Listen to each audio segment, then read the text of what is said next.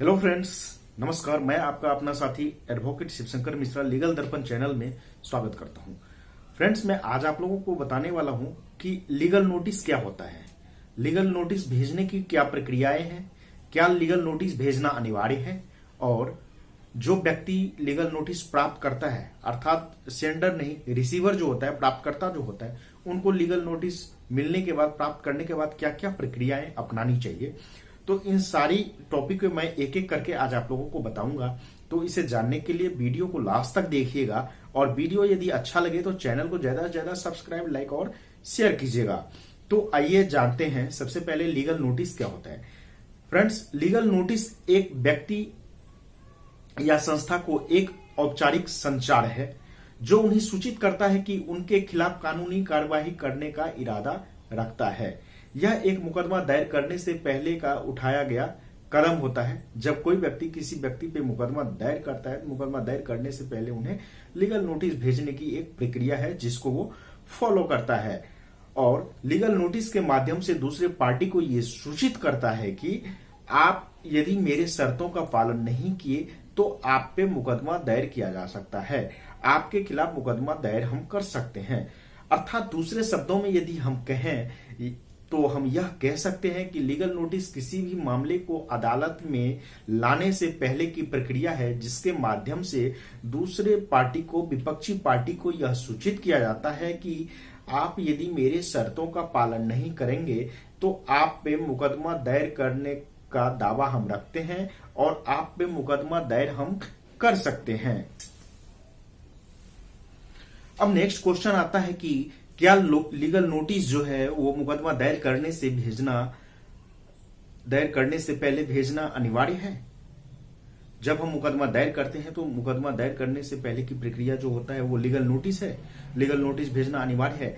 तो इस प्रश्न के जवाब में कहा जा सकता है कि कोड ऑफ सिविल प्रोसीजर 1908 की धारा 80 के अनुसार मुकदमा दायर करने से पहले कानूनी नोटिस देना यानी लीगल नोटिस देना अनिवार्य होता है यदि विपरीत पक्ष सरकार या किसी प्रकार का सार्वजनिक अधिकारी है। यानी सरकार या यदि सार्वजनिक अधिकारी है तो उस पर मुकदमा दायर करने से पहले आप सिविल प्रोसीजर ऑफ कोड 1908 जो है उसकी धारा 80 के अंतर्गत 80 के अनुसार आप पहले लीगल नोटिस देंगे, उसके बाद ही आप किसी सरकार या सार्वजनिक अधिकारी पर मुकदमा दायर कर सकते हैं।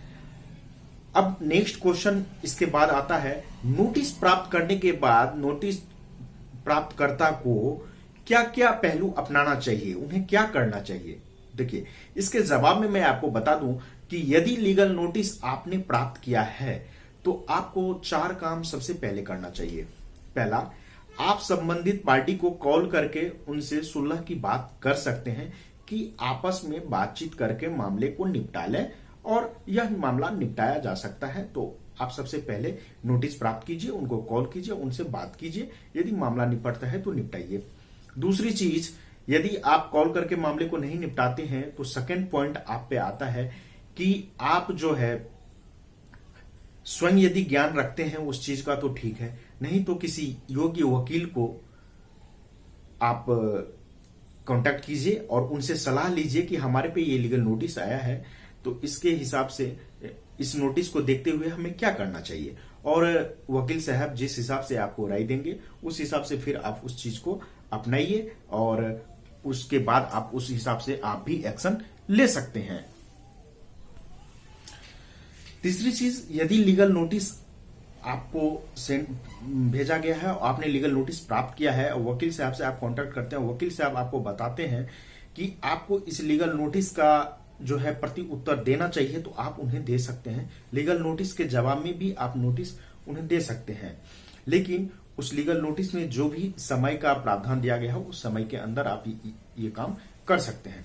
अब इसके बाद आगे की जो बात आती है, चौथा जो मैंने 4 बातों को बोला था, तो चौथी बात जो होती है, चौथी पॉइंट जो होती है वो ये होती है, यदि आप जवाब नहीं देते हैं तो आप लीगल नोटिस को देखते हुए वकील, किसी योग्य वकील को करके आप जो है जब टाइम पास हो जाता है, वो टाइम जो उसमें प्रोविजन टाइम दिया गया है वो टाइम बीत जाता है, तो यदि पार्टी सूट फाइल करता है तो उसके अगेंस्ट में आप उस सूट को फाइट कर सकते हैं।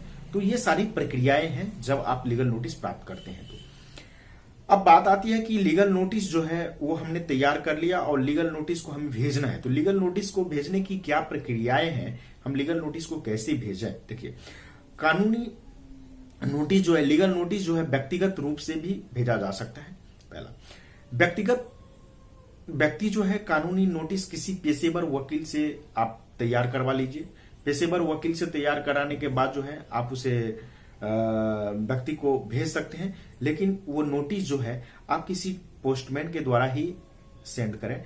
और जब आप पोस्टमैन के द्वारा किसी डाक के द्वारा आप नोटिस को सेंड करते हैं तो उस नोटिस की एक कॉपी और वो रसीद जो डाक के द्वारा आप भेजे हैं उसकी जो रसीद है, जैसे आप स्पीड पोस्ट कराते हैं तो उसकी जो रसीद होता है उसको आप साक्ष्य के तौर पर अपने पास रखें, क्योंकि कल हो के यदि आप सूट फाइल करते हैं तो आप पे वो एक एविडेंस रहेगा कि आपने नोटिस सेंड किए थे, जिसके बिहाफ पे आपके पास ये नोटिस की प्रति है और ये रसीद है जो कि आपने डाक के द्वारा भेजे थे। तो ये भेजने की प्रक्रिया है। और नोटिस में क्या अहम जो टाइम का पीरियड है, वो टाइम का पीरियड भी होना नोटिस में बहुत ही जरूरी है। नोटिस में उन कारणों को भी स्पष्ट करना चाहिए जिस कारण से आप नोटिस भेज रहे हैं। नोटिस में नोटिस भेजने के उद्देश्य को भी स्पष्ट करना चाहिए। साथ ही प्राप्तकर्ता को उचित समय भी देना चाहिए। उचित समय यदि बोले तो 30 दिन या 60 दिनों के भी हो सकते हैं, जिससे कि वो मामले को प्राप्तकर्ता जो है वो अपने मामले को निपटा भी सकते हैं।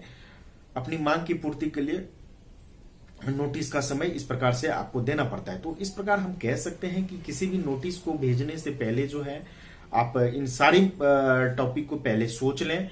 और प्राप्तकर्ता को भी मैं कहता हूं कि जब आपके पास नोटिस आता है तो उस नोटिस को सही से पढ़ लें, समझ लें और फिर उस पर एक्शन लें।